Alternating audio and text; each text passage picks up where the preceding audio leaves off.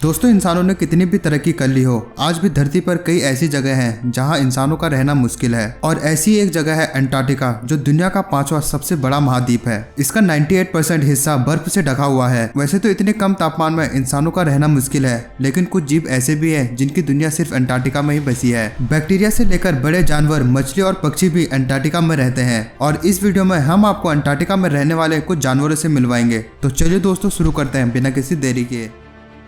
दोस्तों, सबसे पहले आता कोलोसल स्क्विड। दोस्तों, मिलिए एक ऐसे जाइंट स्क्विड से जिसका शिकार करना हर किसी के बस की बात नहीं है। हम बात कर रहे हैं अंटार्कटिका स्क्विड की, जिसे कोलोसल स्क्विड भी कहा जाता है। ये अब तक दर्ज किए गए सबसे बड़े इनवर्टिब्रेट्स हैं। दोस्तों, कोलोसल स्क्विड की लंबाई 45 फीट होती है और इसका वजन करीब 450 किलोग्राम होता है। जानवरों में सबसे बड़ी आंखें होने का रिकॉर्ड भी इसी स्क्विड के नाम है। इसकी आंखें 25 सेंटीमीटर चौड़ी होती है। ये समुद्र में 1000 मीटर की गहराई में रहते हैं। अंटार्कटिक स्क्विड के बड़े और भारी शरीर के कारण केवल स्पर्म वेल ही इसका शिकार करती है। दोस्तों, कोलोसल स्क्विड आसानी से हाथ नहीं आती और इसीलिए इसके बारे में ज्यादा जानकारी उपलब्ध नहीं है।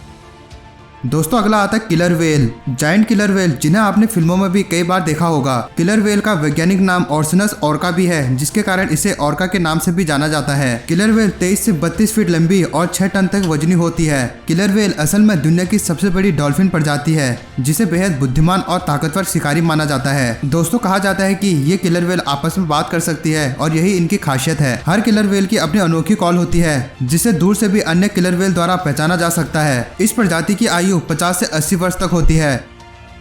दोस्तों, अगला आता है सी पिग। अंटार्कटिका के समुद्र तल में रहने वाले एक छोटे जीव को समुद्री सुअर कहा जाता है। एलियन जैसे दिखने वाला ये जीव समुद्र की गहराई और अंधेरे में रहना पसंद करता है। इसका साइंटिफिक नेम स्कोटोप्लैंस है और इसे सी कोकुम्बर भी कहा जाता है। ये 4 से 6 इंच लंबे होते हैं और समुद्र में 4 मील की गहराइयों में पाए जाते हैं। समुद्री सुअर की आंखें नहीं होती है और इसका शरीर लगभग ट्रांसपेरेंट होता है। इसके भोजन में मरी हुई मछलियां और ऑर्गेनिक पार्टिकल्स होते हैं। वैज्ञानिक के अनुसार खेतों में केंचुए मिट्टी के कणों को खाकर मिट्टी को साफ कर देते हैं। इसी तरह ये समुद्री सुअर समुद्र के अंदर की गंदगी को साफ करते हैं। इससे ऑक्सीजन का स्तर बढ़ने में मदद मिलती है। दोस्तों, इसकी खास बात यह है कि ये तैरते नहीं है बल्कि चलते हैं और इनके पैर इनके भोजन को भूमि में धकेलने का काम करते हैं। Antarctica octopus. दोस्तों, अंटार्कटिका ऑक्टोपस अंटार्कटिका में पाए जाने वाले कई अद्भुत जीवों में से एक है। इस ऑक्टोपस का नीले रंग का खून इसे अद्भुत बनाता है। वैज्ञानिकों के मुताबिक इतने कम तापमान में यह ऑक्टोपस अपने शरीर में ऑक्सीजन लेने के लिए एक खास तरह का प्रोटीन का इस्तेमाल करते हैं, जो इसके खून को नीला रंग देता है। ऐसे ज्यादा ठंडे तापमान में रहने वाले अधिकांश जीव थोड़ी सी भी गर्मी सहन नहीं कर पाते हैं, लेकिन अंटार्कटिका ऑक्टोपस की खासियत यह है कि ये 10 डिग्री सेल्सियस का तापमान भी सहन कर सकते हैं। ये ऑक्टोपस जहरीले होते हैं और ये जहर इनकी रक्षा करते हैं और मछली का शिकार करने में मदद करता है।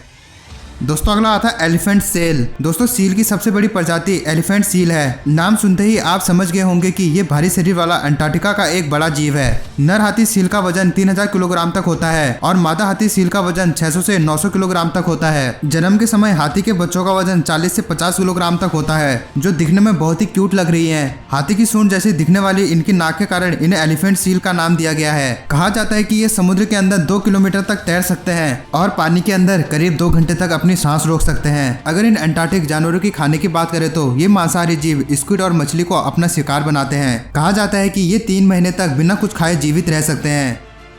दोस्तों, आखिर में आता है अंटार्कटिक आइस फिश। बर्फ और आकाश के बाद अब अंटार्कटिका के पानी की ओर चलते हैं, जहां बर्फ की मछली रहती है। अपने नाम की तरह दिखने वाली इस मछली को देखकर ऐसा लगता है जैसे इसने अंटार्कटिका को अपने अंदर बसा लिया है, क्योंकि ये बिल्कुल बर्फ की तरह दिखती है। खून में हीमोग्लोबिन की उपस्थिति खून को लाल बनाती है और यही हीमोग्लोबिन हमारे शरीर में ऑक्सीजन पहुंचाने का काम भी करता है। लेकिन अंटार्कटिका में बर्फ की मछली के खून में हीमोग्लोबिन नहीं होता है, इसलिए उनका शरीर सफेद और ट्रांसपेरेंट दिखता है। हीमोग्लोबिन न होने के बावजूद भी आइस फिश को प्राप्त ऑक्सीजन कैसे मिलता है, ये आज भी वैज्ञानिकों के लिए एक रहस्य है। लेकिन उनका मानना है कि ऑक्सीजन संयुक्त पानी में होने के कारण ये अपना त्वचा से ऑक्सीजन को खींच लेती है, या फिर इसका बड़ा आकार का दिल शरीर में ऑक्सीजन पहुंचाता है। तो दोस्तों, यही थे अंटार्कटिका में रहने वाले सबसे हैरान करने वाले जानवर। अंटार्कटिका के इन जानवरों में से किस जानवर में आपको सबसे ज्यादा प्रभावित किया? तो बस दोस्तों, आज के लिए बस इतना ही। अब मिलते हैं किसी नई और इंटरेस्टिंग वीडियो के साथ। तब तक के लिए थैंक यू वेरी मच।